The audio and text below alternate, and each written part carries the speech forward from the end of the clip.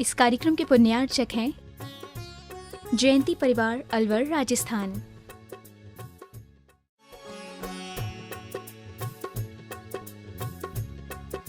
विलयाम श्री कायुष्यकम करो। हेलो।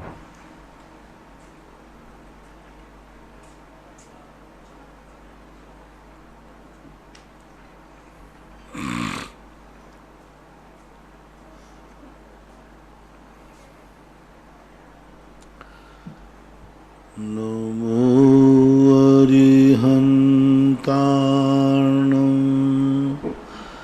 नमो सिद्धाणं नमो आयर्याणं नमो वज्रायाणं नमो लोये सव्वसाहूर्णम। पंच परमेष्टि भगवान की जय। आचार्य श्री गुरुवर कुंद कुंद महाराज की जय। आचार्य श्री गुरुवर विद्यासागर महाराज की जय। परम पूज्य निर्यापक श्रवण मुनि श्री सुधा सागर जी महाराज की जय। परम पूज्य मुनि श्री महासागर जी महाराज की जय। नमोस्तु गुरुवर नमोस्तु। संदीप जैन कोटा गुरुवर नमोस्तु। महाराज जी की जिज्ञासा है कि जिस प्रकार चतुर्थ काल में अवसर्पणी में चतुर्थ काल पहले आया, उसके बाद पंचम काल आया और उस कल्प वृक्ष की समाप्ति के बाद में आदिनाथ भगवान ने 80 मसी कृषि षटकर्म का उपदेश दिया। तो महाराज जी जो उत्सर्पणी काल आएगा उसमें पहले छठा काल से प्रारंभ होकर के पहले फिर उसके बाद पंचम काल आएगा।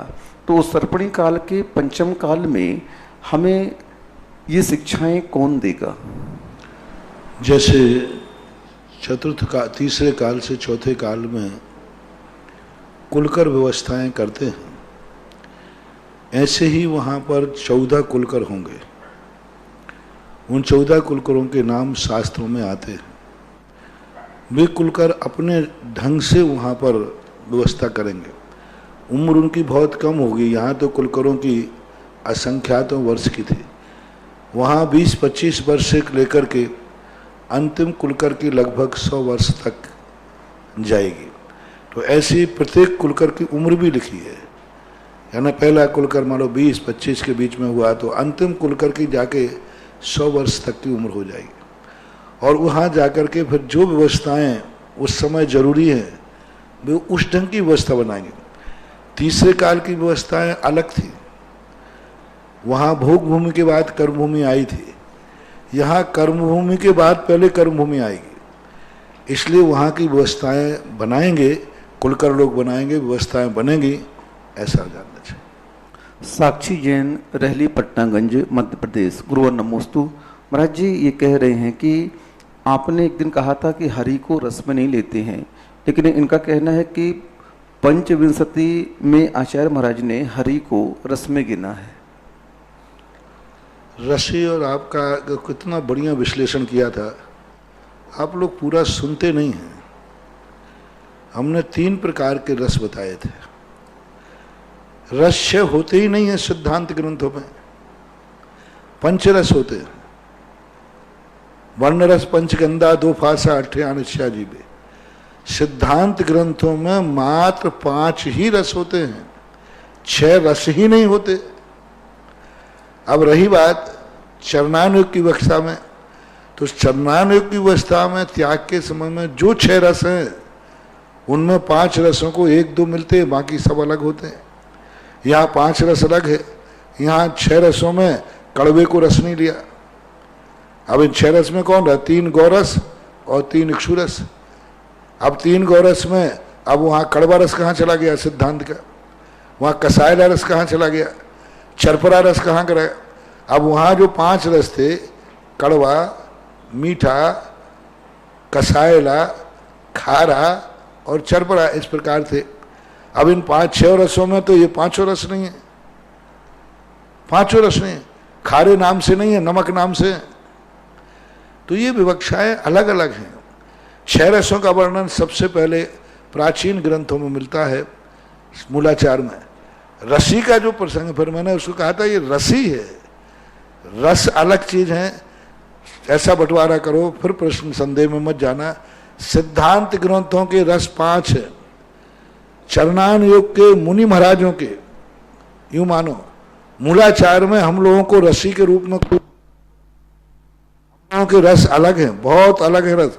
और उन रसों में मैंने कहा था मधुर रस, अब मधुर रस में नमक भी आया है। अब जितने फलों के रस हैं सब आ जाएंगे, लेकिन उसका नाम क्या है? हरी रस नहीं है, मधुर रस नाम दिया। मूलाचार में हरी रस नाम की कोई चीज नहीं है, उन्होंने कहा मधुर रस। अब मधुर रस में जितने मधुर रस हैं, स्वाद बनाने वाले हैं, वे सब आएंगे। मधुर रस में नमक को भी नहीं लिया, अलग से नहीं लिया, क्योंकि वो स्वाद बनाता है। तो ये आचार्य में, अब ये जो रसी की परंपरा है, रसी की परंपरा, ये रसी श्रावकों के लिए जो 7 दिन की 7 रसी बना ली गई, ये रसियों की परंपरा बहुत अर्वाचीन है। यानी 60 रसी जो बनाई गई, ये पद्मनंदी पंचमी सती में 60 रसी का नाम नहीं लिया। अब जो उसको रस कह दिया गया है, तो रस तो फिर सबके निकाल लो, गेहूं का रस, आटे का रस, सबके रस निकालो, रस तो सबके निकलते। हाँ, सबके रस निकलते, तो सबके रस निकाल कर शास्त्र में लिखा है, नीरस में भी कोई ना कोई रस। हाँ, कोई नीरस। अब कांजी को कांजी रस है, तो ऐसे रसों की व्याख्याएं नहीं मानेंगे, इनको समझना चाहिए। निषेध नहीं है, आप लोग रसी करते हैं, बहुत अच्छी बात है, करना ही चाहिए, कहीं से तो शुरुआत होती है। लेकिन जब सिद्धांत ग्रंथों की तुलना करते हैं, तब हमें ये विवेचन अलग अलग लाना चाहिए। रसी हरी रसी में है कोई, लेकिन 6 रसों में नहीं है। 6 रस का त्याग जिसका है, वो हरि का त्याग नहीं करेगा। 6 रसों का जिसका त्याग है, वो हरि का त्याग नहीं करेगा। 3 गौरस 3 इक्षुरस, 3 इक्षुरस के कौन से कहलाते हैं? नमक, मीठा और तेल, ठीक है, उसमें हरि नहीं आया है। महाराज जी, जैसे दिन के अनुसार रस का परित्याग किया जाता है, वो कहाँ आता है सर? ये रसी है, ये सब अर्वाचीन ग्रंथों में बाद में श्रावकाचारों में वर्णन आता है विशेष रूप से। ये 6 रसी का क्रिया कोश वगैरह हमने किसी आचार्य के किसी मूल ग्रंथ में 6 दिन की 6 रसी जो है प्राचीन श्रावकाचारों में कहीं नहीं पड़ी। लेकिन इसका मैं निषेध नहीं कर रहा हूँ, इसका बहुत बड़ा साइंस है। जब से भी जिसने रसी चलाई है, जिस दिन की जो रसी है, बहुत बड़ा संबंध है इसका। जैसे रविवार का दिन होता है, रविवार का दिन उष्ण होता है, तेज होता है, उस दिन नमक का त्याग कराया। क्यों? उस दिन स्वास्थ्य के लिए रविवार को नमक नहीं खाना स्वास्थ्य के लिए बड़ा लाभकारी होता है। ब्लड प्रेशर बढ़ता है रविवार के दिन नमक का, क्योंकि नमक वैसे ही रवि तेज है। सोमवार एक शीतल का दिन है, चंद्रमा का दिन है, तो उस दिन हरि का त्याग कराया, यानी पानी तत्व कम पहुंचना चाहिए। तो इनका एक ज्योतिष से और भौगोलिक परिवहन से देखा जाए तो इन रसियों का बहुत बड़ा फर्क है। इसलिए रसी में निषेध नहीं है, लेकिन परंपरा पहले रसियों की नहीं थी। प्राचीन काल में रसियों की परंपरा नहीं थी, रसों के त्याग की परंपरा थी। ऐसा अब कोई हरि रस का त्याग करे तो करे, लेकिन वो 6 रसों में नहीं आएगा। एक रस कहना अलग चीज है। जैसे मैंने कहा 5 रस होते हैं, कड़वा, कसायला, चरपड़ा, लेकिन वो 6 रसों में त्याग नहीं आएगा। 6 रसों का जिसने त्याग किया है, वो कड़वे रस ले सकता है, तीखा रस ले सकता है, चरपड़ा रस ले सकता है, कसायला रस ले सकता है। 6 रसों का त्याग है, आंवले का रस ले सकता है। 6 रसों का त्याग है, करेले का रस ले सकता है। 6 रसों का त्याग है, फलों का रस ले सकता है। अब 6 रस त्याग कर दिए जिसने, लेकिन फलों का रस, सब फलों का रस नहीं त्याग किया, तो फलों का रस लेगा। फलों का रस 6 रसों में नहीं आता है। तो महाराज फलों का रस आता तो है, ड्राई फ्रूट्स भी नहीं आते। हाँ, नहीं आते, ड्राई फ्रूट कोई नहीं आते, ड्राई फ्रूट भी कोई नहीं आएंगे। अब देखना, फलों का रस शास्त्रों में तो लिखा है, सूप लिखे हैं, लेकिन वो 6 रसों में नहीं आएगा। किसी ने 6 रस का त्याग किया और यदि वो फलों का रस लेता है तो उसको कोई दोष नहीं, ले सकता है। ड्राई फ्रूट ले सकता है, हाँ, ड्राई फ्रूट ले सकता है, कोई रस में है ही नहीं वो। हाँ, फिर अलग से कोई त्याग करता है तो फिर तो मनाही है नहीं, अपन जितना त्याग करो उतना अच्छा है। ऐसा संतोष जैन, इंडियन रुमाल, नागपुर। गुरुवर नमोस्तु। महाराज जी, इनकी जिज्ञासा है कि चतुर्दशी अष्टमी को पर्व क्यों कहते हैं और इस दिन हरि का त्याग करने के लिए क्यों कहा जाता है? पर्व के संबंध में हम बहुत बार बता चुके हैं। आकाश के अंदर जो नक्षत्र होते हैं, इस समय ज्योतियों की अष्टमी और चतुर्दशी को नक्षत्र योगी नक्षत्र होते हैं और उस दिन उसको पर्व का रूप दिया जाता है। महाराज जी, ये तो रिक्ता तिथि होती है। शुभ अलग चीज होती है और पर्व अलग चीज है। पर्व से, शगुन से पर्व त्याग की तरफ ले जाता है और शुभ तिथियां संसार की तरफ ले जाती हैं। जितनी शुभ तिथियां होती हैं वे संसार बढ़ाती हैं, वे संसार के कार्य में मांगलिक करती हैं, संसार में वृद्धि करती हैं, शगुन करती हैं। शुभ तिथियां जितने भी शुभ नक्षत्र, शुभ तिथियां जितनी हैं, इससे संसार बढ़ता है। संसार के लिए वो बहुत बढ़ाने में कई बनती है। लेकिन रिक्ता तिथियां जो हैं, इनसे संसार घटता है, परमार्थ बढ़ता है। जितनी रिक्ता तिथियां हैं, जो जो संसार के लिए विपरीत हैं, वे परमार्थ के लिए श्रेष्ठ हैं। जो जो परमार्थ के लिए तिथियां शुभ हैं, वे संसार के लिए अहितकारी हैं। सीधा सिद्धांत है।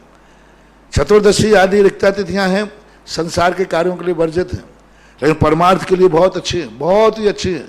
उस दिन हम जितना परमार्थ करेंगे, 8 दिन में कोई व्यक्ति कोई धर्म का कार्य करता है और एक व्यक्ति अष्टमी चौदसों करता है, तो वो ज़्यादा श्रेष्ठकर है, क्योंकि वो परमार्थ की तरफ बनाने वाली है।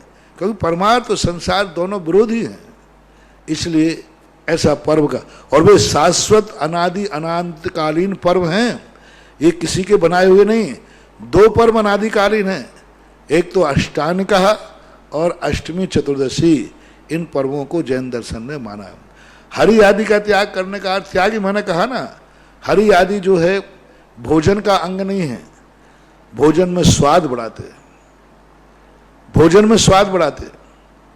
जहां जहां भी वर्णन आया शास्त्रों में भोजन के संबंध में, दाल रोटी का वर्णन आया है।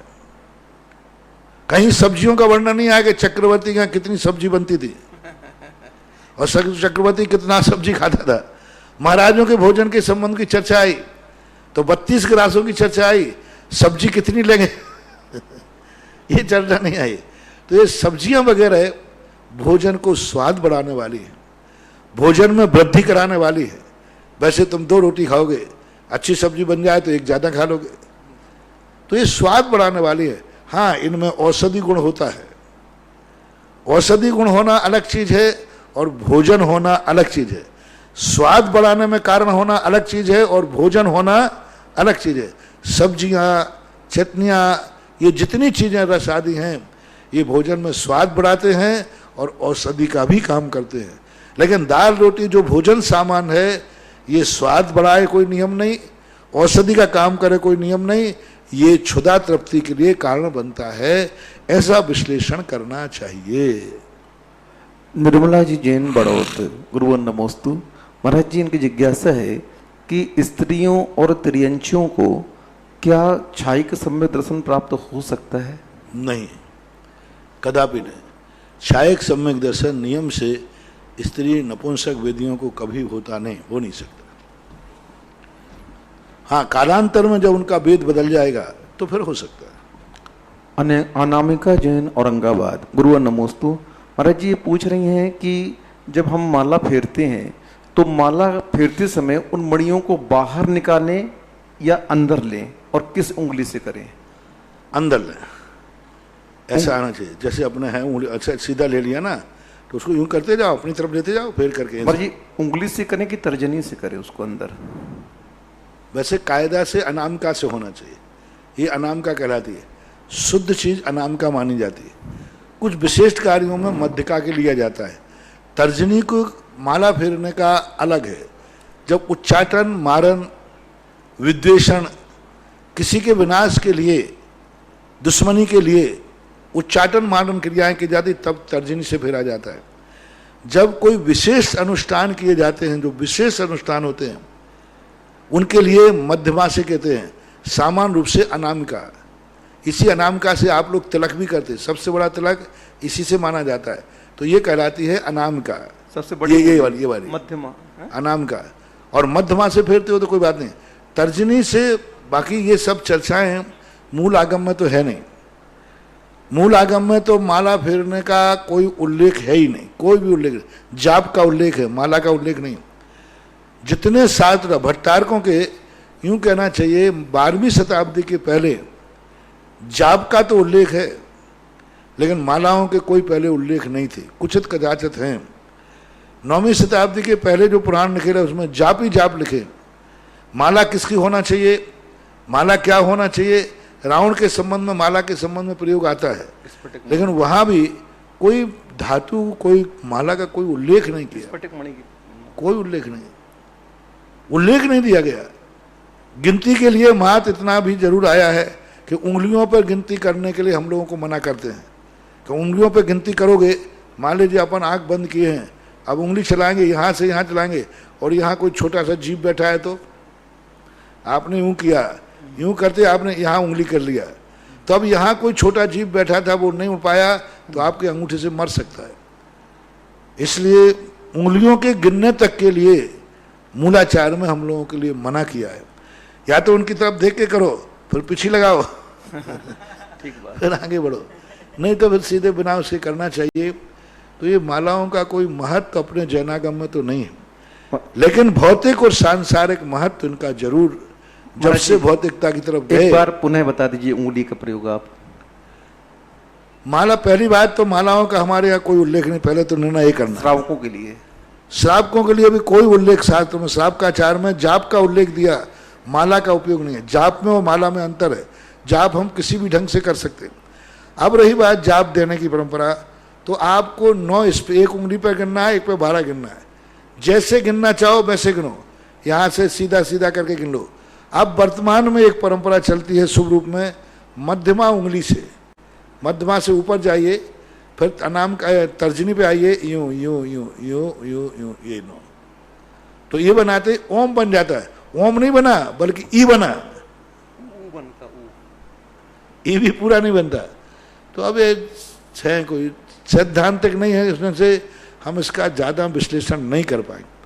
तांत्रिक लोगों ने माला पर जोर दिया, मांत्रिक वालों ने नहीं दिया। मंत्र की परंपरा वालों में माला का उल्लेख नहीं, जाप का उल्लेख है। जब से तांत्रिक विद्या के ऊपर प्रभाव पड़ा, भट्टारक लोगों ने आए, तो तांत्रिक विद्या वाला जाप के कम जोर देता है, माला पे ज़्यादा जोर देता है। तांत्रिक विद्या वाला माला पे जोर देगा, आसन पे जोर देगा, डाब की आसन है, लकड़ी की आसन है, घास की आसन है, काली आसन है, लाल आसन है, पीली आसन है, इस पर जोर देगा, किस आसन से आप बैठे हो। तो ये सब तांत्रिक लोगों की परंपराओं में आया, और तंत्र पर जैन दर्शन में भी तांत्रिक विद्या का बहुत बड़ा प्रयोग हुआ। जैन दर्शन में तंत्रों का बहुत बड़ा प्रयोग किया, जैसे उल्टे सांतियाँ मिलते हैं कहीं कहीं, ये सब कुछ नहीं है, कोई शिल्पी की कमी नहीं है, ये तंत्र विद्या के अंतर्गत होता है। एक मूर्ति में कई चिन्ह बना दिए, तांत्रिक लोगों में होता है। तो ये कुछ तंत्र विद्याएं पहले भट्टारकों के समय चलती थी, उस कारण से शिल्प में भी अंतर आ गया, ऐसा मानो। प्रीति शैलेश जयेंद्र देवास, गुरुवर नमोस्तु। महाराज जी, इनकी जिज्ञासा है कि 169 पुरुषों में जीवंधर स्वामी को तीर्थंकर दिव्य दर्शन में कामदेव कहा है, और वहीं पर जिन जैन भारती में उनका नाम नहीं है, बल्कि उनकी जगह कोटि भट्ट श्रीपाल जी को रखा है। तो महाराज जी, ये दोनों कामदेव थे या नहीं थे? देखो, जीवंधर को तो कामदेव के रूप में स्वीकार किया है। श्रीपाल के संबंध में बहुत मतभेद है, क्योंकि वो कामदेव थे नहीं। जब बाद में जब कोढ़ दूर हुआ तो उनके कामदेव जैसी काया यानी सुंदर थे। ये कामदेव उपाधि है जो पूर्व भाव में कर्म से लेकर के आता है कि ये कामदेव होंगे, वो जन्म से ही होते हैं। श्रीपाल जन्म से तो कामदेव नहीं थे, लेकिन कामदेव जैसा कह करके लेखकों ने उनके ऊपर कामदेव की उपमा दे दी, क्योंकि कामदेव और रति ये दो चीजें होती हैं। मैना सुंदरी को रति का रूप नहीं दिया गया। श्रीपाल चरित्र में श्रीपाल के लिए कामदेव जैसी उपमाएं दी गईं, लेकिन पूरे चरित्र में कहीं भी मैना सुंदरी को रति की संज्ञा नहीं दी गई।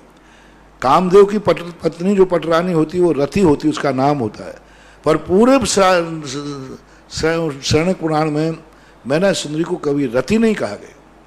और जब जो कामदेव जीवंधर जो हैं बाहुबली जो हैं इनकी कामदेव संज्ञा है और इनकी पत्नी की पटरानी का नाम रति है। इसलिए अब कहीं कोई विवक्षा के अनुसार पुराणों में उपमाओं के रूप में किसी ने मान लिया हो तो ये मतभेद मानना चाहिए।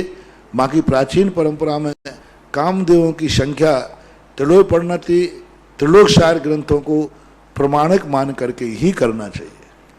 नवीन ऋतु जैन विश्व परिवार कटनी गुरुवर नमोस्तु। महाराज जी इनकी जिज्ञासा है, निगोदिया जीव निगोद के अलावा सब जगह पाए जाते हैं, फिर इन्हें निगोदिया क्यों कहा जाता है? और महाराज जी ये एक श्वास में 18 बार जन्म मरण करते हैं, तो ये प्रक्रिया इनकी कब तक कितने काल तक चलेगी और निगोद स्थान कहाँ पर है? निगोद कोई स्थान के कारण ये निगोदिया नहीं है, निगोद इनकी संज्ञा है। निगोद यानी कोई निश्चित स्थान निगोद नहीं माना जाता है। जैसे वनस्पति की संज्ञा वनस्पति है, पृथ्वी की संज्ञा पृथ्वी है, ऐसे इनको निगोद कहते हैं, निगोद नाम इनका है। अब निगोद का जो स्थान है एक कलंकला नाम की पृथ्वी है, वहाँ पर कहते हैं कि एक नित्य निगोद नाम की स्थितियाँ हैं, लेकिन निगोद तो सारी दुनिया में भरे पड़े। और एक श्वास में 8-10 बार कब तक करेंगे? कोई जीव ऐसे हैं जो अनादिकाल से कर रहे हैं और अनंत काल तक करेंगे। ऐसे जीव पड़े हैं नित्य निगोद के अंदर जो ना निगोद से आज तक निकले हैं और ना कभी निकलेंगे। यानी नित्य निगोद कभी खाली होने वाला नहीं है, वहाँ सदा जीव रहेंगे।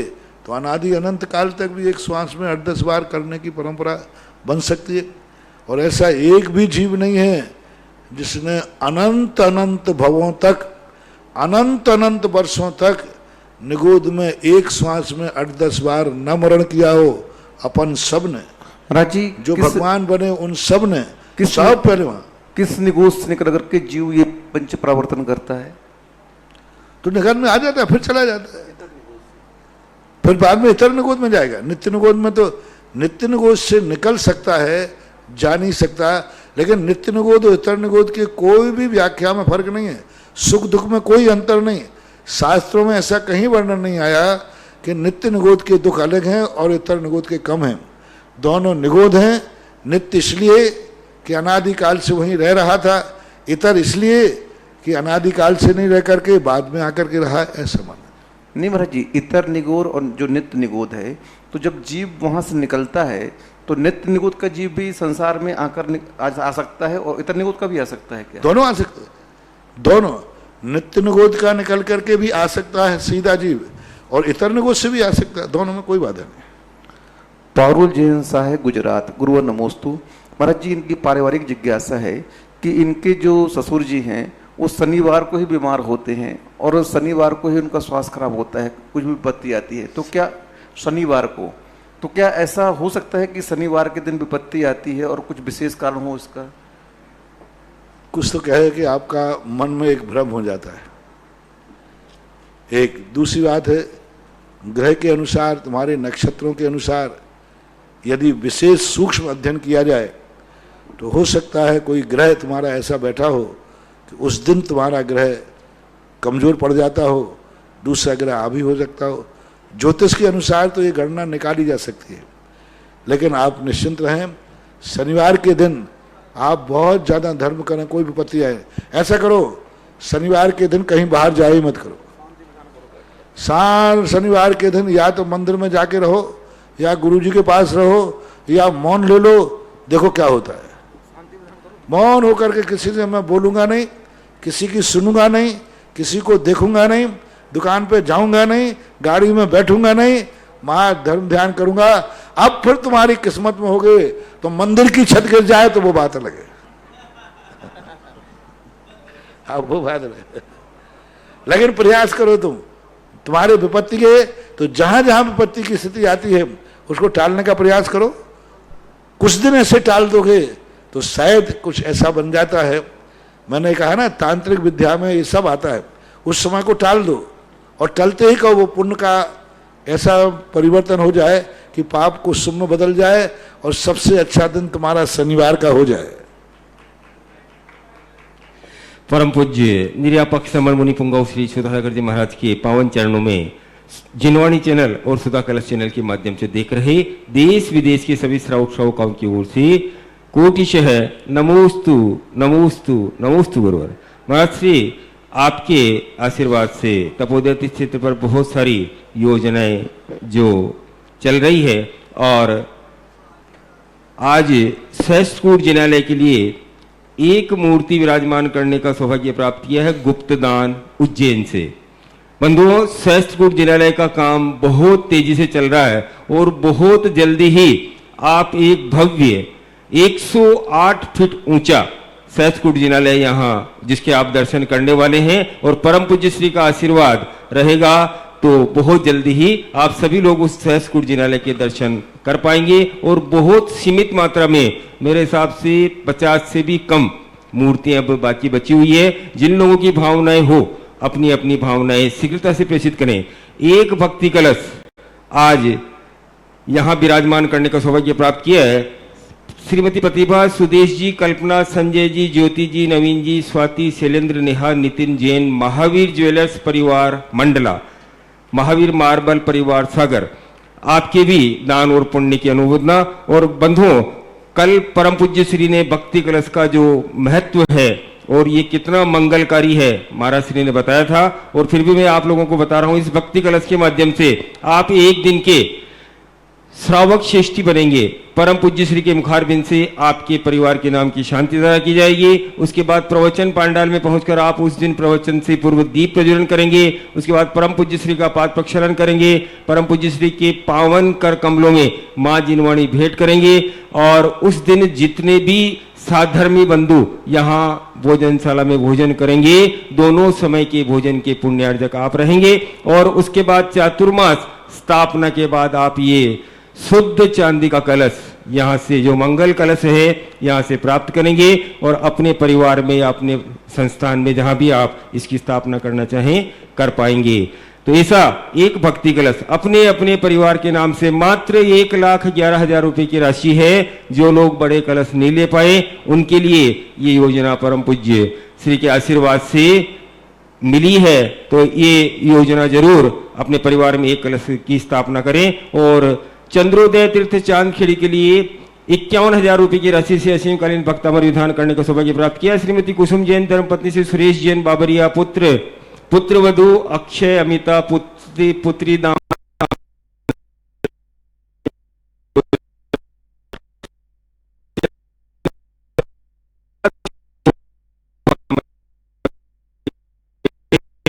दूसरा नाम है निर्मला जैन झालावाड़ राजस्थान। दोनों परिवारों ने चंद्रोदय तीर्थ क्षेत्र पर 51,000 रुपए की राशि से असीमकालीन भक्तान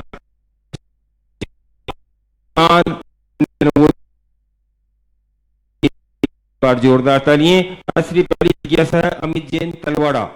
गुरुवर नमोस्तु। आपने आज का बताया, आप 12 राशि के हिसाब से वृक्ष के नाम भी बता दीजिए जिससे हम अपने राशि के हिसाब से वृक्ष लगा सकें। तो हम बताएं सारा ज्योतिष पंचांग भी मैं ही खोलूं।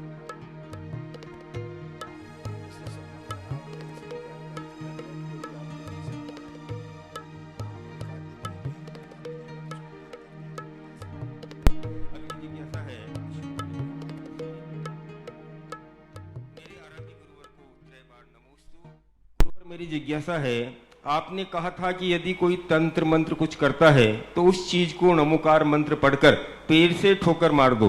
यदि घर में रहकर घर का ही कोई सदस्य करता है तो ऐसे में क्या करना चाहिए और मेरे कौन से पाप कर्म का उदय है जो घर का ही सदस्य ऐसा करता है, इसका उपाय क्या है? में कर रहा है तो पूर्व जन्म का बैरी है, वो घर वाला कैसे हुआ? यानी कभी कभी कोई व्यक्ति अपना बदला लेने के लिए घर से भी कर सकता है। रास्ता तो सबके लिए एक ही है कि उसकी उपेक्षा करना ही सबसे बड़ी चीज है और अपने धर्म के ऊपर विश्वास करके, क्योंकि तंत्र विद्या का जितना हम रिस्पेक्ट करेंगे, जितना हम भय खाएंगे, प्रभावकारी होती है। तंत्र विद्या का हम जितनी उपेक्षा करेंगे और निडर रहेंगे, तंत्र विद्या निष्प्रभावी होती है। कोरोना से ठीक होने के लिए आभार स्वरूप चंद्रोदय तीर्थ क्षेत्र चांदखेड़ी के लिए एक भक्तांबर विधान 51,000 रुपये की राशि से करने का सौभाग्य प्राप्त किया है। श्रीमान केवल चंद जी, राजेश जी, निर्मल जी, प्रखर जी जैन, ललितपुर, आपके भी पुण्य की और दान की अनुमोदना। अगली जिज्ञासा है महाराज श्री कोटि कोटि नमोस्तु। मेरे गुरुदेव, पुण्य क्या है, पुण्य कैसे प्राप्त करते हैं, पुण्य प्राप्त करने के स्तोत्र और साधन कौन से हैं, एक पुण्यहीन पुण्य प्राप्त करने के लिए क्या करे?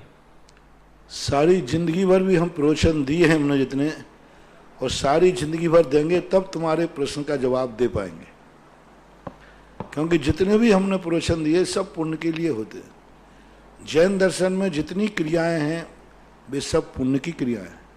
अब कौन सी क्वालिटी का पुण्य आपका कम है, उसी क्वालिटी का पुण्य करो। यदि आप शरीर से बीमार हैं तो औषधि दान करो, आपके अंदर अन्न से बीमार हैं, गरीबी है तो अन्नदान करो, आप यदि धन से गरीब हैं तो गरीबों को धन दान करो। आप मंदिर आदि में जो कुछ प्रकार के, क्योंकि कोई जैसे एक रोग की एक दवाई नहीं होती, ऐसे ही एक किसी पुण्य ऐसा नहीं है जो पर्टिकुलर करे और सबके लिए हो जाए। पुण्य की भी क्वालिटियाँ होती हैं, अलग अलग होती हैं, अलग अलग उनके फल होते हैं, अलग अलग विचार करना चाहिए। अगली जिज्ञासा ऑडियो के माध्यम से ऑनलाइन। नमोस्तु गुरुदेव, मैं वैभव काला सूरत से पूरे संघ को त्रैबार नमोस्तु नमोस्तु नमोस्तु। गुरुदेव, मेरी जिज्ञासा है कि जब तीर्थंकर भगवान का निर्वाण होता है तो क्या उस समय भी नरकों में कुछ देर के लिए शांति होती है क्या? कृपया जिज्ञासा का समाधान। निर्वाण के समय का कोई उल्लेख नहीं आया, मात्र जन्म के समय प्रथमानुग के ग्रंथों में ऐसा उल्लेख मिलता है कि जब तीर्थंकरों का जन्म होता है तो क्षण मात्र को नरकों में शांति मार्काट बंद हो जाती है। ऐसा वो भी कोई सिद्धांत वचन नहीं मिला, प्रथमानुग के ग्रंथों में ऐसा वर्णन मिला। निर्माण के समय शांति होती है, ऐसा कोई आगम का वचन मेरी दृष्टि में नहीं आया। अगली जिज्ञासा पुनः है ऑडियो के माध्यम से। महाराज श्री के चरणों में त्रिकालवार नमोस्तु। महाराज श्री में संतोष जैन भोपाल से। महाराज श्री, मेरी शंका ये है कि ये कायरता क्या है? लोग कहते हैं कि अहिंसा ही कायरता है, ये कहाँ तक सत्य है? कृपया समाधान करें। अपने कर्तव्य से मुख मोड़ लेना ही कायरता है। जिस भूमिका में, जिस पद पर रह करके जो तुम्हारा दायित्व है उससे विमुख होना ही कायरता है। कोई भी हो, आप गृहस्थ, एक ऑफिसर है, एक राष्ट्रपति है, एक कलेक्टर है, एक नौकर है, जो भी जहां है, जिसका जो कद है, पद है, उसकी कर्तव्य से मुख मोड़ना। नौकर अपने कर्तव्य से मुख मोड़ता है, कायरता है। मालिक नौकर के प्रति जो कर्तव्य है उससे मुख मोड़ता है तो वो भी कायर है। एक ऑफिसर अपने कर्तव्य से मुख मोड़ता है तो कायरता है। एक पिता बेटे के प्रति अपना कर्तव्य मुख मोड़ता है, कायरता है। एक बेटा अपने पिता के प्रति कर्तव्य नहीं करता तो कायरता है। अपने जो कर्तव्य से विमुख होना सबसे बड़ी कायरता है। कायरता की तो यही परिभाषा है। हिंसा और अहिंसा को ना तो किसी नीतिकार ने, ना किसी शास्त्रकार ने कायरता का कोई ना तो विरोधी माना है, ना समर्थक माना है। हिंसा कोई कायरता का, बहादुरी का प्रतीक नहीं है। अहिंसा कोई कायरता का प्रतीक नहीं। ये ऐसा कोई किसी भी नीतिकार ने लिखा कि हिंसा बहादुरी है, अहिंसा कायरता है, ऐसा कहीं नहीं। बस सब जगह यही लिखा, सभी नीतिकारों ने लिखा अपने कर्तव्य का पालन करना बहादुरी है और कर्तव्य से मुख मोड़ना कायरता है। अगली जिज्ञासा आशीष जैन की ओर से। नमोस्तु गुरुवर। गुरुदेव, अभी कुछ दिन पहले दिल्ली के एक पूरे परिवार को कोरोना हो गया तो उन्होंने बताया कि हम लोग सुदर्शनोदय तीर्थ क्षेत्र के शांतिनाथ भगवान का वह आपका स्मरण किया और भावना की कि भगवान गुरुदेव हमारी रक्षा करे, जिसका परिणाम यह हुआ कि हमारा पूरा परिवार बिना किसी खर्च के, बिना अस्पताल में भर्ती हुए ठीक हो गए। एवं गुरुदेव शांतिनाथ भगवान वह आपकी भी कृपा का प्रतिफल है। आपके चरणों में बारंबार नमोस्तु। गुरुदेव, आप जैसा कहते हैं कि तीर्थ रक्षक बनने से तीर्थ आपकी रक्षा करेगा, तो मैं सुदर्शनोदय तीर्थ का तीर्थ रक्षक बना और उसका फल आज मैंने प्राप्त किया। वस्तुतः फल तो होते हैं। जैसे आपने तीर्थ रक्षा करने की भाव किया कि मेरा तीर्थ क्या, तीर्थ ने तुम्हारा आपने कह करके किया, तीर्थ ने बिना कहे कर दिया। कहीं ना कहीं कोई पुण्य प्रकृति तो आती है। कोरोना जैसी महाबीमारी आई और पॉजिटिव आए, उसके बाद वो ठीक हो जाना एक अपने आप में कोई ना कोई पाप का उदय आया, पीछे से पुण्य का उदय आया, उस पाप को उसने धकेल दिया। उदीर्णा जो पुण्य की उदीर्णा हो गई, पाप को उपशमित कर दिया, हो रहा है। लेकिन फिर भी सभी लोग सावधान रहें, बहुत सावधान रहें, बहुत सावधान रहें। बहुत अनहोनी अप्रत्याशित घटनाएं घट रही हैं। अभी ललितपुर के अंदर एक भी कोई बड़ा उनको गौरव था। शीलचंद जी अनवर हमेशा कहते महाराज हमारे यहाँ कोई भी एक भी नहीं है। 3 महीने तक वहाँ एक भी मरीज नहीं था और अब इसके रार बढ़ रहे, कल एक दिन के अंदर 48 50 आ गए। और सबसे बड़ी विशेषता है अब जैनियों के नंबर ज्यादा आ रहा है। शुरू में जैनियों के नहीं आए, जैनियों का नंबर ज्यादा आ रहा है। जैनियों के कारण उसका एक है कि जैनी व्यापारी वर्ग है। पहले जैनियों के नहीं आए क्योंकि व्यापार बंद था, और अब सबसे ज्यादा व्यापार जैनी का है। और जैनी जैसे व्यापार की फील्ड पे गया और लेन देन चालू हुआ, तो जैनियों को अब बहुत सावधान होना, क्योंकि प्राय जैनी 90% व्यापारी है। और व्यापारी है तो व्यापार के अंदर कोई भी दुकान पे आ सकता है, कोई भी लेन देन कर सकता है। तो बहुत, और इतने कपड़े को लेना देना सैनिटाइज नहीं किया जा सकता। फिर भी सावधानी बरतो, बहुत सावधानी बरतो। बहुत घटनाएं घट रही हैं, जितना अपन सावधान बरत सकें उतना। अभी कम से कम आपको 2 महीने का कष्ट और भारी उठाना पड़ेगा। सितंबर तक लगभग आपको बहुत सावधान रहना। जुलाई चल रहा, अभी जुलाई, अगस्त और सितंबर, ये 2 महीने आपको, अब तुम कितने भी कहो महाराज कितना करें क्या करें, कुछ भी करो। मैंने एक फार्मूला दिया है सारी दुनिया को। 2020 में सबसे बड़ी कमाई क्या है? अपने जीवन की सुरक्षा करना ही सबसे बड़ी कमाई है। जय हो।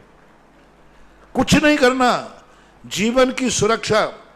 2020 जिसने जीवन की सुरक्षा कर ली, पूरे जिंदगी भर की कमाई एक तरफ रखो और जिंदगी की सुरक्षा एक तरफ रखो, फिर कमा लेंगे। 0 से शुरू हुए थे फिर बढ़ा लेंगे, 0 से शुरू हुए थे फिर बढ़ जाएगा, धीरे धीरे बढ़ेगा। लेकिन जिंदगी चली गई तो फिर कहां से बढ़ाओगे? जिंदगी सुरक्षित है तो 1 रुपए से भी हम 100 से 1000 कर सकते हैं। जिंदगी 1 नंबर के समान है और कमाई 0 के समान है। कमाई का स्थान है 0, जिंदगी का स्थान है 1। अब कमाई और जिंदगी दोनों मिलाना है। 1 यदि अपनी जिंदगी सुरक्षित रही तो फिर 0 रखते जाएंगे, बढ़ते जाएंगे, और 1 निकल गया फिर 0 बढ़ेंगे भी तो कोई बन। सबसे बड़ी जैसे बने बाहर घूमने वाले, बाहर जाने वाले लोग, सब व्यक्ति ओवर कॉन्फिडेंस ना रहें। ये ना रहे कि मुझे नहीं है, ये ना रहे कि मेरे गांव में नहीं है, ये ना रहे कि मुझे तो कोई नहीं हुआ। कुछ नहीं हो सकता। आपको हर समय 24 घंटे जागरूक रहना है, कभी भी किसी भी समय। और ये 2 महीने तो कम से कम आपकी कठिन परीक्षा के हैं। अभी कोई घटने का नाम नहीं लेना है, अभी पिक पे पहुंचने वाला है। अभी और दिन दूना रात चौगुना बढ़ेगा।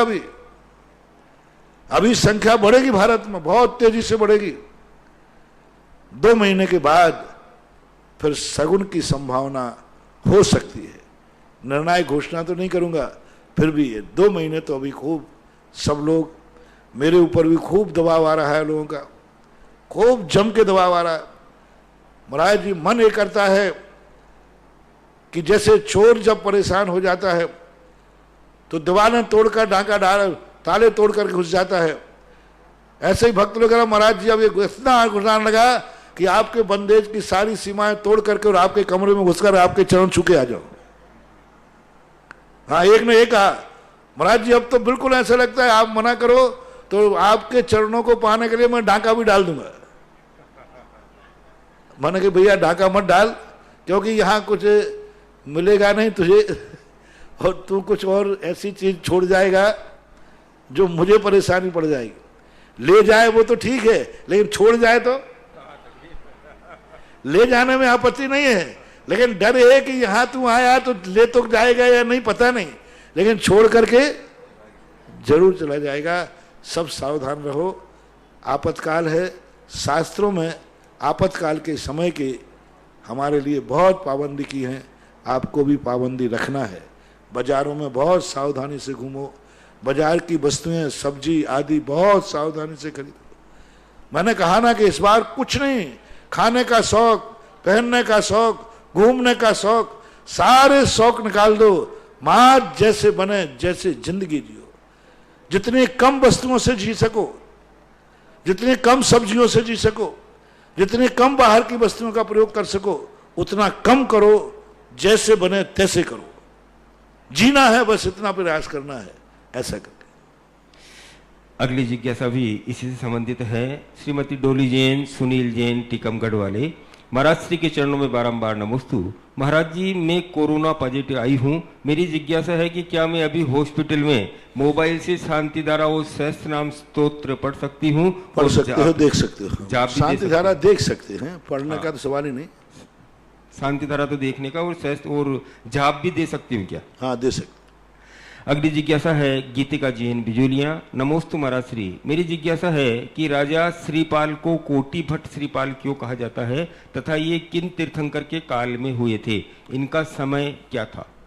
कोटि भट्ट राजा श्रीपाल का समय थोड़ा सा बहुत विवादास्पद चल रहा है, एक निर्णय की स्थिति में नहीं आ रहा है, लेकिन कोटि भट्ट का अर्थ होता है 1 करोड़ योद्धाओं को पराजित करने वाले को कोटि भट्ट कहते हैं। यानी इतनी ताकत थी, तभी तो समुद्र को भुजाओं से पार कर गए।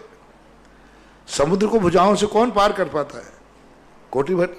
तो उनकी ताकत का एक अंदाजा है कि कोटि भट्ट राजा श्रीपाल है। अगली जिज्ञासा ऑनलाइन ऑडियो के माध्यम से। परम पूज्य निर्यापक संत मुनि पुंगव श्री सुधा सागर जी महाराज के चरणों में सुरेंद्र भारती परिवार का त्रिवार नमोस्तु। पूज्य श्री, आपने बिजोलिया में एक प्रवचन में कहा कि घर से मंदिर दूर है, बीच में वासना का जंगल है, इसे पार करो और स्वयं को जैन बना लो। मेरी जिज्ञासा है कि जो घर में हैं, जैन कुल में उत्पन्न हुए हैं, वे भी जैन हैं, तो जैन मंदिर पहुंचने पर जैन बनेंगे कि मात्र कुल में जन्म लेने से ही उनकी जैनत्व संज्ञा बनी रहेगी? कृपया समाधान कीजिए। और जो बीच में वासना का जंगल है वह क्या है? आपसे समाधान की अपेक्षा है। नमोस्तु गुरु। हमारे शास्त्रों में एक सूत्र दिया पूज्यवर उमा स्वामी महाराज ने, नाम स्थापना द्रव्य भाव तस्तन्यासा। आज ही दोपहर के स्वाध्याय में आया था। कोई भी वस्तु है, कोई भी जाति है, एक नाम होता है। नाम किसे कहते हैं? अतत गुण। उसमें एक भी गुण नहीं है, वह नाम का जैनी है। और नाम का जो जैनी है वह ना तो कोई फल का अधिकारी है और ना उसका भविष्य उज्ज्वल है। नाम है, जहाँ तो अपन जैन, एक पेंसिल का नाम भी अपन जैन रख सकते हैं, एक घड़ी का नाम भी जैन रख सकते हैं, एक किताब का नाम भी जैन रख सकते हैं। इस माइक को भी लिख सकते हैं जैन माइक। जैन किसी का भी हो सकता है। एक गाय बैल को भी अपन जैन कह सकते हैं। तो ये नाम के जैन कहलाते हैं। वास्तविक जो जैनी की चर्चा की है पूज्यवर जिनसेन स्वामी ने महापुराण के अंदर, गुण जैन, गुणार्य, एक क्षेत्र आर्य, एक जाति आर्य और एक गुणार्य। तो गुणों के जो आर्य होते हैं वही कल्याणकारी होते हैं। और गुणों के आचार्य के 2 अर्थ हैं जैनी का, एक जैनी का कुलाचार और एक जैनी का धर्माचार। जो कुलाचार की चर्चाएं हमारे शास्त्रों में हैं कि जैनी का कुल का आचार कैसा हो, जैसे इसका फॉर एग्जाम्पल सबसे बड़ा आज विश्व में जैन भोजन, जैन भोजन एक कितना बढ़िया टारगेट बना है, ये कहलाता कुलाचार। सारा विश्व को मालूम चल गया कि जैनी आज तक दुनिया में किसी जाति का नाम से भोजन नहीं है, किसी भी जाति के नाम, ट्रेन में, प्लेन में, सब जगह जैन भोजन। अब सारी दुनिया को मालूम है जैन भोजन का अर्थ क्या होता है। इसी प्रकार मूलाचार के अंदर, श्रावकाचार के अंदर, महापुराण के अंदर स्फटिका कुछ ऐसी क्रियाएं हैं जो जैनी के नाम से जानी जाती, उसका धर्म का कोई संबंध नहीं है। इतनी क्रियाएं होना ही चाहिए कुलाचार के रूप में, जैसे मध्य मधु मास त्याग, अष्ट मूल गुण का त्याग, ये जैनी का कुलाचार है, धर्माचार नहीं है। रात्रि भोजन त्याग कुलाचार है, अभक्ष के सेवन का त्याग कुलाचार है। तो कुल के जो आचार की मर्यादा है वो कुलाचार के रूप में होती हैं। वो जो है जाति आर्य है, धर्मार्य नहीं। और जो इनसे रहे थे वो नाम का आचार है, उसके लिए कोई मतलब नहीं। नाम के जैनी दुर्गति में पाए गए, कुल से न जैनी नरकों में पाए गए। अरे मारीच जैसा इतना बड़ा कुलीन जैन कुल में जन्म लेने वाला, इतने बड़े कुल में जैन ही था, इतना बड़ा कुल किसको मिलता है। मारीच जैन कुल में जन्मा, तीर्थंकर के कुल में गया, सबसे श्रेष्ठ कुल तीर्थंकर का माना जाता है। उस तीर्थंकर के कुल में जन्म लेने के बाद इतनी दुर्गतियों में गया, इतनी दुर्गतियों में गया, 8 करोड़ बार गधा बना, गधा 60,000 बार कौआ बना। ऐसी ऐसी निकृष्ट पर्यायें पाई उन्होंने, कब? जैन कुल में जन्म लेने के बाद, क्योंकि वो नाम से जैनी था। मारीच सब तरफ से जैन था ही नहीं, नाम का जैनी था कि तीर्थंकर के कुल में गया। तो जो नाम के जैनी होते हैं उनका भविष्य का कोई भी पत्यारा नहीं। जाति जैन जो कुलाचार्य को रहते, जाति आर्य का अर्थ है ये नहीं लेना कि जाति में जन्म ले लिया इसलिए वो तो नाम का जैन है। जाति का अर्थ होता है धर्माचार का पालन तो नहीं कर पाता, मिथ्या दृष्टि है, लेकिन कुलाचार का पूरा पालन करता है। जो जैन कुल का आचरण होता है, जैन कुल का, उसके भोजन की थाली में वही आएगा जो जैन के यहाँ होता है। मांसाहार अवक्ष उसकी थाली में नहीं आएगा। उसका पानी का गिलास जैन का होगा, उसका धंधा पानी जैन के अनुसार होगा। ऐसा नहीं कि मांसाहार का झंडा करे, अंडे बेचने लग जाए, शराब बेचने लग जाए। उसका सब कुछ जो भी है 24 घंटे का सब जैन आचार्य के अनुसार होगा। वो कहलाता है जाति जैन, जाति आर्य। और एक होता है गुणार्य, गुणार्य कहलाता है धर्माचार, जो अपने षड आवश्यक का पालन करता है, अपने देव शायद गुरु के प्रति श्रद्धा रखता है। तो ये कहलाते हैं 3 प्रकार के जैनियों में से 2 जैनियों की सदगति है। एक कुलाचार पालन करने वाले और कुल को अपना जीवन का आचार बनाने वाले, ये कभी दुर्गति नहीं जाते। और एक धर्माचार का पालन करने वाले दुर्गति नहीं जाते। नाम के जैनियों की तो नियम से दुर्गति ही होती है। वासना का जो जंगल है दुनिया के अंदर, वासना का अर्थ होता है संस्कार।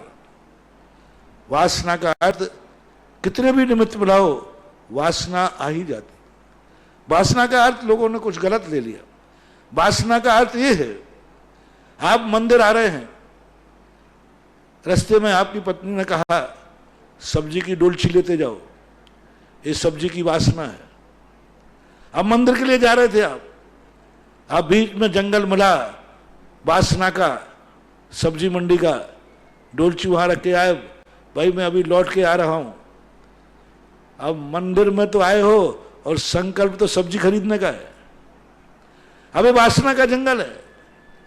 अब आप मंदिर जा रहे हैं, रास्ते में ग्राहक मिल गया और उससे उधारी लेना थी, बड़ी मुश्किल में दिखा है वो, और उसी समय दिखा जब मंदिर जा रहे थे, और आप उसको महीनों से ढूंढ रहे थे, खोज रहे थे, लेकिन मिलना नहीं। आज मिला, हाथ में पुंज है और सामने आ गया वो नहीं। अब आप क्या करोगे? वासना का जंगल है। बड़ी मुश्किल से पकड़ में आया है, अब आगे पकड़ में आएगा कि नहीं आएगा, अब क्या करोगे सुरेश बाबू? बड़ी मुश्किल में आया, बहुत दिन में देख मिला ही नहीं। और वो अभिषेक के जिस समय तुम मंदिर जा रहे थे उस समय आया। वासना का जंगल है? बोलो ना क्या करोगे? महाराज टोक दूंगा उसको, टोकेंगे महाराज। मंदिर में थोड़ा लेट आऊंगा, और बल्कि यहां तक भी हो जाए यदि वो कह देवे कि सेठ जी अब आपने कहा है मंदिर जा रहे, तो इसी समय आप चलो वापस, तो हम तुम्हें दे देंगे, तो पुंज कहां जाएगा? जेब में फेंकोगे तो नहीं, जेब में। आज मंदिर नहीं जाएंगे। अब देखो वासना के जंगल ने तुम्हें मंदिर से लौटा दिया। ऐसी कितनी बातें हैं जो धर्म से, वो आप एक भजन गाते हो ना, 3 बार भोजन भजन 1 बार, उसमें भी आते हैं अड़चन, हाँ 1000। मंदिर को जाना था, जाते जाते महाराज का हार हो गया, हम जा नहीं पाए, है ना, बहुत सारे उसमें आइटम लाते। तो ऐसा ये व्यक्ति के अंदर संस्कार पड़ा हुआ है, क्योंकि व्यक्ति ने हर वस्तु के ऊपर अपनी वासना को निमज्जित किया है। किसी को राग के ऊपर, किसी पे द्वेष के ऊपर। हर व्यक्ति की एक वासना है, वासना का संस्कार। जिस वस्तु को देखता है उसमें 2 ही भाव जागते हैं, या तो द्वेष का या राग का। या तो ये वस्तु से मुझे कोई मतलब नहीं, मेरी नहीं, या ये वस्तु मेरी है, 2 ही जागते, तेरी और मेरी। तेरी और मेरी शब्द अपनी जिंदगी के सबसे बड़े वासना के शब्द हैं। और ये वासना का जंगल इतना कठिन है कि जब भी हम रास्ते में जाते हैं, जितनी वस्तुएं देखते हैं उसमें मेरे और तेरे का भाव आता ही है। रास्ते में यदि कोई अपना व्यक्ति मिल गया, हम घर से किसी को मिलने नहीं चले थे, मात मंदिर चले थे, रास्ते में ब्याई जी मिल गए, रास्ते में कोई मित्र मिल गया, रास्ते में कोई आत्मीजन मिल गया, हमारा परिणाम जो वीतरागी बनने जा रहा था वो राग में परिवर्तित हो जाएगा। जा रहे थे वीतरागी के पास और मिलन हो गया रागी से। लक्ष्य बनाया था कि वीतरागी आज चल के मंदिर का, भगवान का दर्शन अभिषेक करेंगे अभी जाके, लेकिन रास्ते में कोई टकरा गया।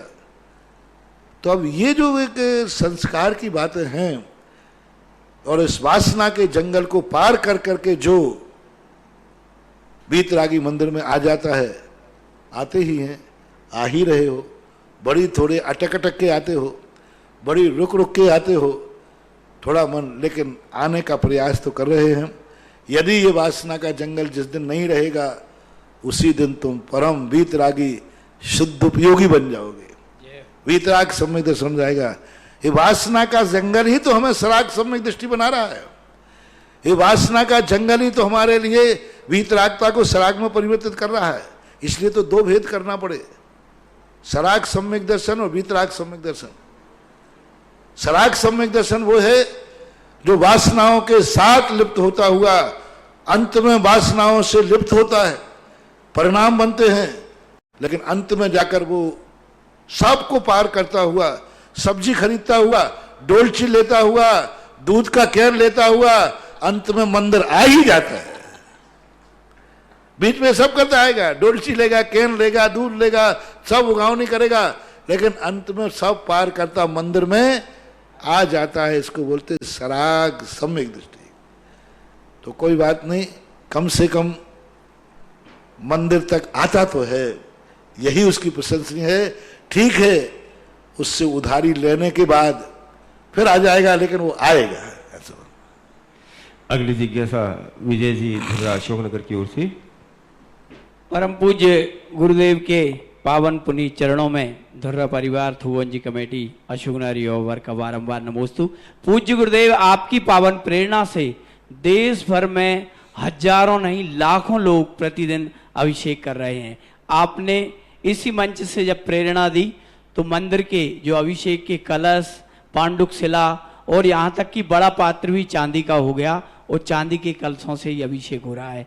लेकिन मैंने पहली बार इतने बड़े स्वर्ण कलश से परसों जब यहाँ शांति धारा की, अकेला शांति धारा कर रहा था, आपके श्रीमुख से मंत्र उच्चारित हो रहे थे, तो स्वर्ण कलश को देखकर बहुत आनंद आ रहा था और मन प्रफुल्लित हो रहा था। गुरुदेव, आपके भक्त ताऊ जी रतिराम जी चाहते हैं कि स्वर्ण कलश से अपन ऐसे ही अपने भगवान का घर अभिषेक करें, तो ये स्वर्ण कलश से अभिषेक करने का कोई विशेष महत्व होता है? सबसे पहले सोने से, इतनी बड़ी सोने की झाड़ी से सबसे पहले अभिषेक करने का परंपरा ज्ञानोदय तीर्थ से नारिली से शुरू हुई थी।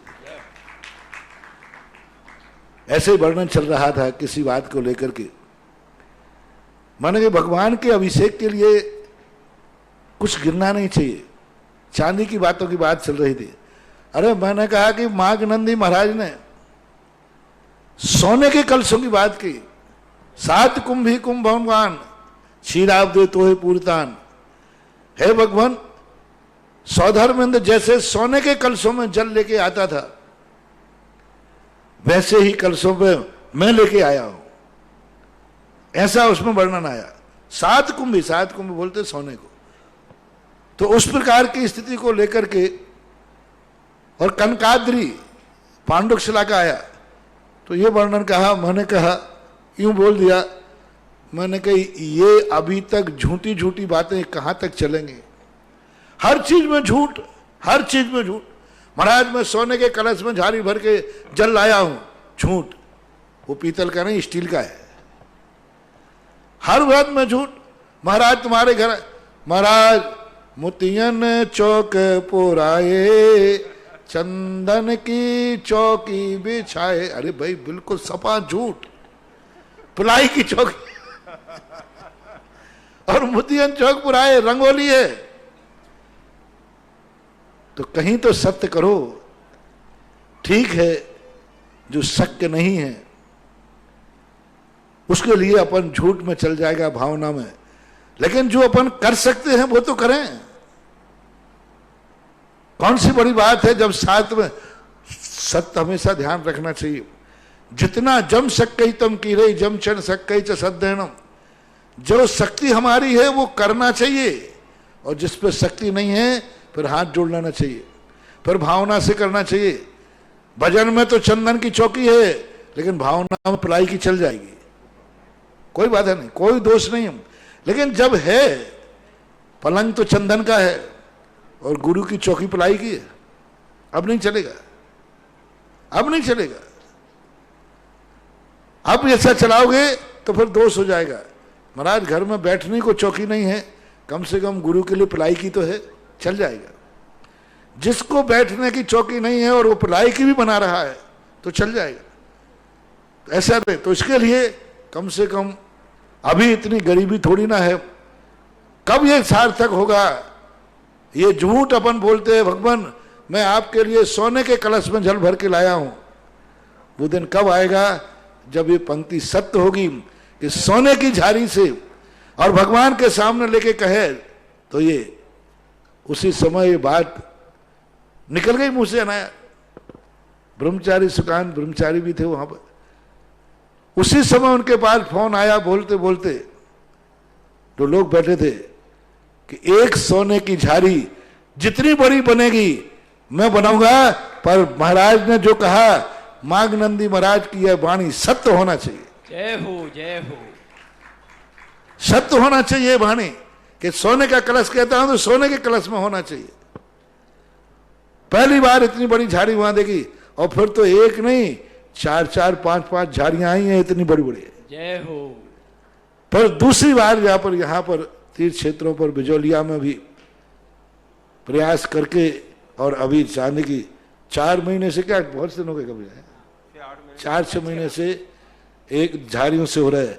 ठीक है, रतिराम अभी झाड़ी से नहीं सही, कलश ही सही। रतिराम का भाव हो रहा है, महाराज मैं अपनी पूरे अपने गांव में प्रतिदिन सोने के कलश से अभिषेक करूं। बहुमान है, मिट्टी का लालू का कुल्लड़ भी चलेगा, हाँ, लेकिन अपनी बात बहुमान की है तो करो, नहीं है तो हाथ जोड़ने में भी कोई आपत्ति नहीं है। ये बहुमान कहलाता है। नमोस्तु गुरुदेव, नमोस्तु। अगली जिज्ञासा सत्येंद्र जी ने अहमदाबाद की ओर से। महाराज श्री के चरणों में त्रिबार नमोस्तु। महाराज श्री, कल की जिज्ञासा में आपने बताया था कि चालू कुएं में बरसात के पानी का पाइप उतारा जा सकता है, किंतु कुछ लोगों का मानना है कि कुएं के पानी की जीवानी और बरसात के टांके की पानी की जीवानी अलग अलग डाली जाती है, मिक्स नहीं होती। तो क्या इस स्थिति में चालू कुएं में बरसात का पानी का संग्रह टांके के रूप में किया जा सकता है? चालू कुएं में बरसात का पानी तो जा ही रहा है ना। कुआं जो बना है इसमें बरसात का पानी जा रहा है कि नहीं जा रहा है? जा रहा है। इतनी तो अकल तो आपको में होना चाहिए। बरसात का पूरा पानी सीधा कुएं में गिरता है कि नहीं गिरता? बरसात का कि ढका हुआ रहता है? खुला तो वो तो जा ही रहा है। वो तो अपन उसकी मात्रा भेज रहे हैं ढंग से, तो ऐसी कोई बाधा नहीं है, कर सकते। अगली जिज्ञासा मांगरोल से नविता जैन की। नमोस्तु महाराज श्री, मेरी जिज्ञासा है कि एक इंद्रिय जीव के कौन सा संस्थान व सैनन होता है? कृपया मार्गदर्शन करें। एक जिसका तो कोई संस्थान नहीं होता। उनके संस्थान के लिए अनिर्दिष्ट संस्थान है, उनके तो नाना प्रकार के संस्थान होते हैं। अगली जिज्ञासा ऑडियो के माध्यम से ऑनलाइन। परम पूज्य निरापक श्रवण श्री मुनि पुंगा सुधा सागर महाराज के पावन श्री चरणों में विकास जैन कटनी साथ में परिवार की तरफ से सादर बारंबार नमोस्तु। गुरुदेव, मेरी जिज्ञासा है कि तत्वा सूत्र के 9वें अध्याय के 44वें नंबर सूत्र में संक्रांति कही गई है अर्थ व्यंजन योगों की। महाराज जी, मेरी जिज्ञासा ये है कि ये जो शुक्ल ध्यान में संक्रांति और विचार कहे गए हैं उस समय तो मुनिराज की ध्यान अवस्था होती है, साथ में व्यंजन शब्द का अर्थ वचन कहा गया है और योगों में भी एक वचन योग कहा गया है। तो बात ये समझ में नहीं आती है कि एक तरफ व्यंजन की संक्रांति हो रही है वचनों की और दूसरी तरफ वचन योग की संक्रांति हो रही है, जबकि वहाँ तो वचन रहते ही नहीं है ध्यान अवस्था में। तो ये संक्रांति किस तरह घटेगी और दो बार वचन कहने का क्या तात्पर्य है? कृपया जिज्ञासा का समाधान करें मुनिवर। क्या होता है कि अपन लोग मानते हैं कि हम मौन हो गए तो हमारा बोलना बंद हो गया। मौन होने के बाद भी वचन चलते रहते हैं। अपन बिल्कुल मौन बैठे हैं, फिर भी अंदर अपना कोई ना कोई वचन चल रहा है, अभिव्यक्त नहीं हो रहा है। यदि कोई मौन ले ले महीनों का तो वचन योग खत्म हो जाएगा और हर अंतर मुहूर्त के बाद वचन योग की उपस्थिति बनती है। तो अंतर जल्प कहा, शास्त्रों के अंदर कहा 12वें गुण स्थान में भी अंतर जल्प चलता रहता है वचनों का। तो वचन की संक्रांति जो है वहां चल रही है, बराबर चलती है, 12वें गुण स्थान में भी है।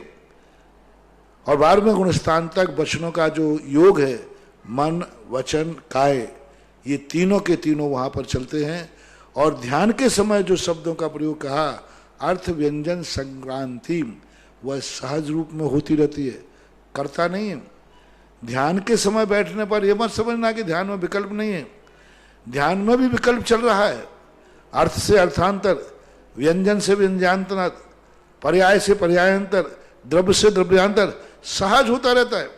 इसके लिए एक बहुत अच्छा उदाहरण दे रहा हूं तुम्हें। लोहे की पटरी होती है, रेलवे पटरी। रेलवे पटरी में जब सिग्नल के यहां पटरी में लाइन बदलता है तो वो ड्राइवर बदलता है कि अपने आप नीचे की पटरी बदल देती है?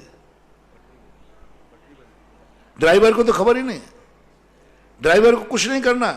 पटरी के यहां उसका ऐसा सिस्टम रहता है कि गाड़ी वहां आएगी, अपने आप वो जो सिग्नल के पास जो बने रहती है पटरी का ज्वाइंट, वो अपने आप पटरी बदल देगा, ड्राइवर को मालूम ही नहीं है। अपने आप बिल्कुल वो सिस्टम ऐसा बनाया गया है कि वहां पर दूसरी पटरी आके जुड़ जाएगी।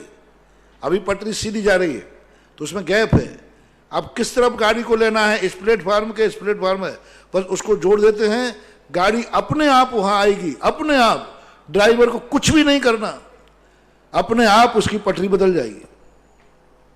बस जैसे सिग्नल के पास या पटरी पर रेल बदल देती है, कुछ भी पुरुषार्थ नहीं करना, कोई भी एंगल आदि नहीं घुमाना, ऐसा ही वहां ध्यान में होता है। अपने आप वो सिस्टम होकर स्वाभाविक सहज रूप से परिवर्तन चलता रहता है, पूर्व संस्कार के वशीभूत होकर। पूर्व में जो परिवर्तन संस्कार बना रहता है वो ध्यान में भी परिवर्तन चलता रहता है, उसको विकल्प नहीं आता, उसका कोई बहिर्मुखी नहीं होता, उसको बदलने का भाव नहीं होता, बुद्धिपूर्वक नहीं होता, क्योंकि सप्तम गुणस्थान से ऊपर कोई भी क्रिया बुद्धिपूर्वक नहीं होती। सब अबुद्धिपूर्वक सहज में चलता रहता है। आपको सोते समय क्या क्या चलता रहता है, आप सोते में क्या क्या करते रहते हो आपको खबर है? क्या क्या बड़बड़ाते रहते हो आपको खबर है? स्वप्न में क्या क्या परिणाम हो जाते हैं, क्या क्या परिणाम कैसे कैसे कहां पहुंच जाते तुम्हें खबर है? कौन ले गया स्वप्न में? वहां पर आप तो सो रहे थे और स्वप्न में शिखर जी पहुंच गए। जब सोता हुआ व्यक्ति स्वप्न में शिखर जी पहुंच गया, ना उन्होंने बुद्धि पूर्वास किया, ना जाने का भाव किया, फिर भी पहुंच गया। ऐसा ही ध्यान में होता है। ध्यान में जब कोई व्यक्ति पटरी पकड़ लेता है तो वह अपने आप सारा परिवर्तन उसका चलता रहता है परिणामों के अनुसार, ऐसा मानना चाहिए। अगली जिज्ञासा पुनः है ऑडियो के माध्यम से। सुमन जैन पूछ रही हैं परासिया से कि चारित मोहिनी कर्म के बचने के क्या उपाय हैं? चारित मोहिनी करने के बचने के उपाय यही हैं कि अपने चारित के प्रति रुचि रखो, आसन निषद्या आदि जो परिसय हैं उनको सहन करो और चारित्वानों की संगति करो, इससे बढ़ता है। अगली जिज्ञासा पुनः है ऑडियो के माध्यम से। इस युग के साक्षात तीर्थंकर अरिहंत भगवान श्री सुधा सागर मुनिंद्राय नमो नमः। नमोस्तु गुरुवर नमोस्तु। गुरुवर, यह जिज्ञासा मेरे पापा की है। कल हमें नए मंदिर बनाने का नया नक्शा मिला। गुरुवर, लाखेरी वालों का कौन सा पुण्य जगह है जो आपके द्वारा हमें ये नक्शा और नया मंदिर बनाने का आपके दोनों हाथों से आशीर्वाद मिला, और वो भी 15 फीट शांतिनाथ भगवान की प्रतिमा का। गुरुवर, हमें भी इतनी खुशी हुई कि हम शब्दों से कह नहीं सकते। गुरुवर, हम आपके बहुत बहुत ऋणी हैं, और गुरुवर इस मंदिर को अतिशय क्षेत्र के रूप में हो, उसके लिए हम क्या पुण्य बढ़ाएं? गुरुवर, दूसरी जिज्ञासा यह है कि गुरुवर, आप तो लाखेरी आए ही नहीं थे, फिर भी हमें इतना बड़ा आशीर्वाद दिया। गुरुवर, हम इस उपकार को कैसे पूरा करेंगे? नमोस्तु गुरुवर, नमोस्तु। लाखेरी के अच्छा। हाँ, तो अपने आप में कोई भी चीज होती है, पुण्य का जो है, कोई भी धार्मिक क्रिया का सबसे बड़ा अतिशय है कि उस कार्य को करने में अंदर जो आनंद की अनुभूति हुई, जो अवभाग्य की अनुभूति हुई कि मैंने कितना पुण्य किया, जो मेरे लिए मंदिर बनाने का अवसर मिला, जो आनंद ऊपर हुआ, सबसे बड़ा अतिशय तो वही होता है। मैंने बहुत बार कहा, व्रत, दान, पूजा, नियम, ये कोई छोटे बड़े नहीं होते। इनका मूल्य क्या है, इनका आनंद क्या है? तुमने व्रत लिया, इस व्रत लेकर के तुम्हें कितना खुशी हो रही है। अब जितनी खुशी तुम्हारी हो रही है, वो व्रत उतना ही चमत्कारी होगा। तुमने पूजा की, तुमने शांति धारा की, आपको कैसा महसूस हो रहा है? क्या ऐसा लग रहा है कि आज मेरे जन्म जन्म का पुण्य समेट के उदय में आया कि आज मैं भगवान के सामने खड़ा हूं? सबसे बड़ा अतिशय है, सबसे बड़ा अतिशय यही है, आनंद की अनुभूति। जन्म जन्म का पुण्य मेरा सिमट के आया कि आज मैं भगवान के सामने खड़ा हूं, आज मैं भगवान की शांति धारा कर रहा हूं। शायद मैं हर व्यक्ति को मैंने कहा, सुबह मंदिर जाते समय एक भाव कहा करो, भगवान आज मैं जिंदा क्यों रह गया? ना जाने रात में कितने लोग मर गए, ना जाने रात में कितने लोग मर गए, मैं जिंदा हूं। मेरे से बड़े लोग भी मर गए, मेरे से छोटे लोग भी मर गए, मैं जिंदा हूं। क्यों? मुझे आपका अभिषेक मिलना ना था, इसलिए जिंदा हूं। जय हो। बस हो गया, अतिशय खत्म हो गया। यानी आपने जिंदा होने की, रात में सुबह जिंदा होने का श्रेय भगवान के अभिषेक को दे दिया, सबसे बड़ा अतिशय। आज मैंने जरूर कोई पुण्य किया, इसीलिए जिंदा हूं, नहीं तो मैं मर गया होता अभी तक, मैं भी मर जाता, कौन रोकने वाला था। लेकिन कैसे मर जाता? सुबह मुझे अभिषेक मिलना था ना। अब ऐसा परिणाम तुम्हारा आ जाए तो ये सबसे बड़ा अतिशय है। ऐसा परिणाम आ जाए कि मेरे हाथ से मंदिर बनना था, इसलिए मैं मरा नहीं, अभी जिंदा हूं, नहीं तो मर जाता। ना जाने कितने लोग मर गए, लेकिन कैसे मर जाता? मेरे हाथ से मंदिर बनना था, मेरे हाथ से मूर्ति बैठाना थी, मैं कैसे मर जाता? तो धर्म क्रिया करते समय आपके अंदर की अनुभूति क्या हो रही है, अंदर की आनंद की अनुभूति क्या है, वही सबसे बड़ा चमत्कार है, वही सबसे बड़ा अतिशय है। और ये अतिशय यदि हो गया तो शेष अतिशय तो इसके फल में है, सो होते रहते हैं। रविंद्र जी पाटोदी जयपुर की जिज्ञासा है। नमोस्तु महाराज श्री। महाराज श्री, लौंग से जाप जपने के बाद उसको घर पर लेकर आना उचित है क्या? और उसी लौंग से बार बार जाप करते हैं? लौंग से जाप करते हैं ना महाराज, लौंग गिन गिन के जाप करते हैं ना, जैसे विधान किया 108 लौंग से। अब इस संबंध में मैं ज़्यादा प्रपंच में पढ़ता नहीं हूँ, क्योंकि मैंने पहले ही कहा ये तंत्र फंत्र की सारी चीज़ें हैं। इस संबंध का मैं अपनी ज़िंदगी में ना ज़्यादा इसका महत्व दिया है और ना मुझे शास्त्रों में इसका कोई महत्व मिला है। मैंने कई बार कहा ये तुम्हारी व्यक्तिगत श्रद्धा है, आगम नहीं, वचन नहीं, शास्त्र नहीं। कल पूछा था ना कि महाराज के हम गंदोदक बना करके, घी का गंदोदक बनाकर कितने दिन के लिए रख सकते हैं? मर्यादा की बात कहो तो हम घी की मर्यादा बता सकते, गंदोदक की मर्यादा नहीं। घी की मर्यादा है जब तक उसमें दुर्गंध नहीं आए, उसकी गंध नहीं बदले, तब तक मर्यादा है। अब शास्त्रों में लिखा ही नहीं है कि घी का गंदोदक बना के रखना चाहिए। गंदोदक कहीं नहीं लिखा कि गंदोदक बना के रखना चाहिए, लेकिन लोग रखते हैं। मैं मना नहीं करूंगा, ये आपकी श्रद्धा है। एक होता है आगम और एक होती है श्रद्धा। श्रद्धा की कोई परिभाषा नहीं होती, श्रद्धा की कोई मर्यादा नहीं होती, श्रद्धा व्यक्तिगत होती है। कोई आगम नहीं कहता कि जूठी पाखुड़ी मंदिर में चढ़ना चाहिए, लेकिन मेंढक की श्रद्धा है, लेके पहुंच गया, क्या करोगे? इसलिए श्रद्धा के लिए कोई सिद्धांत मत बनाओ। ये लौंग से फेरना, ये बनना, ये तुम्हारी श्रद्धा है, ये तुम्हारी आस्था है। और मैं यहां से जो भी बोलूंगा वो आगम बोलूंगा, सिद्धांत बोलूंगा।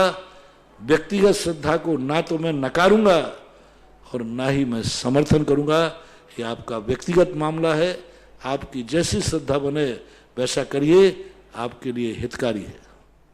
अंतिम जिज्ञासा है सुधीर जैन बलेरा की। महाराज श्री नमोस्तु। महाराज श्री, हम लोग मंदिर में अभिषेक शांति धारा करते हैं, उस समय श्री जी को सिंहासन से पांडुक शिला पे और पांडुक शिला से अभिषेक शांति धारा के बाद वापस सिंहासन विराजमान करते हैं, तो इसमें कोई पात्रता होती है या कोई भी विराजमान कर सकता है? जिसने अभिषेक किया है वो करना चाहिए कायदा से, जिसने उठाया है उसको करना चाहिए कायदा से। फिर आपसी समझौते की बात है। आपसी में यदि कोई राग द्वेष नहीं है, कोई बुराई नहीं, तो उठा देता है, कोई विराजमान कर देता है, कोई उठा लेता है। ये सब अपने व्यवहारों की बातें हैं, वात्सल्य भाव की बात है। राग द्वेष कसाय जिसमें न बढ़े उस क्रिया के लिए मान्य किया गया।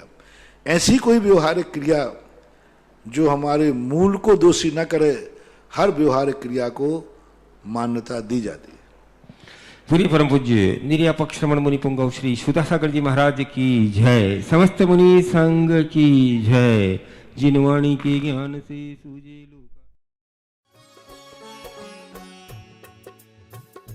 इस कार्यक्रम के पुण्यार्चक थे जयंती परिवार अलवर राजस्थान।